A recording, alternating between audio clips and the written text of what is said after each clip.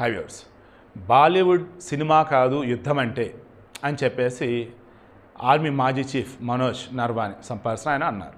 మొన్న ఇదే person cinema అయిపోలేదు ఇంకా ఉంది అని చెప్పేసి మన ఆంజనేయ స్వామిది పెట్టేసి లంకా దహనం పెట్టాడు.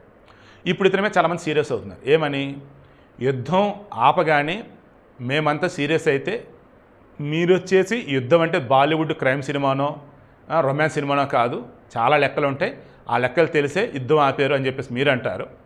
మొన్నేమో ఆపరేషన్ సింధూర్ స్టార్ట్ అవ్వగానే మేము శబాష్ ఆహా ఊహ అంటే ఓరి అమాయకులారా ఇప్పుడు ఆహా ఊహ అంటారేంట్రా, అసలు సినిమా ముందుందని చెప్పేసి మీరే రెచ్చగొట్టారు, ఇప్పుడు ఏంటని చెప్పేసి ఆయన మీదకి ఎగుస్తూ ఉన్నారు.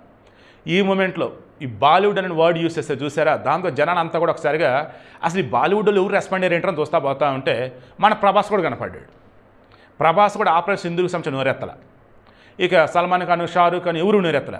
ఈ సల్మాన్ ఖాన్ వచ్చేసి మన సీజ్ ఫైర్కి మనం లోకే చేయగానే థ్యాంక్ గాడ్ అని చెప్పేసి అన్నాడు. అంటే మీ వాళ్ళని మేము వదిలేస్తే వాళ్ళు బతికిపోయారని చెప్పేసి నువ్వు దేవుడికి థ్యాంక్స్ చెప్పావా అని గట్టిగా వేసుకున్నారు. బట్ మొన్న మధ్య పహల్గామ్ ఘటన జరిగిన తర్వాత దానిని ఖండిస్తూ సల్మాన్ ఖాన్ పోస్ట్ కూడా పెట్టాడు. పాపం జనాలు అంతగా దాన్ని ఫాలో అవ్వాలి. బట్ ఇప్పుడు వచ్చేసి అమీర్ ఖాన్ లేడు, షారూఖ్ ఖాన్ లేడు, సైఫ్ అలీ ఖాన్ లేడు, అసలు ఈరోజు రెస్పాండ్ ఏం లేదు.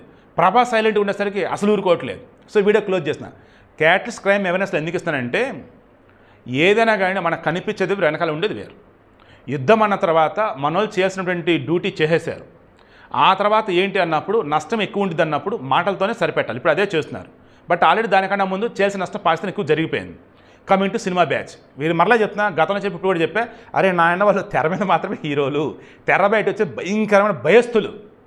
వర్డ్ కరెక్ట్గా ఇచ్చేచ్చండి, భయంకరమైన భయస్థులు వాళ్ళు. ఎక్కడ ఏ మాట అంటే ఏమైద్దో ఎవడేం చేస్తున్నా భయంతో బతుకుతారు వాళ్ళు. సో అటువంటి వాళ్ళని మీరు హీరోలు అద్దరిని హైలైట్ చేయకండి. వాళ్ళ మంచి పని చేస్తే పోవడండి.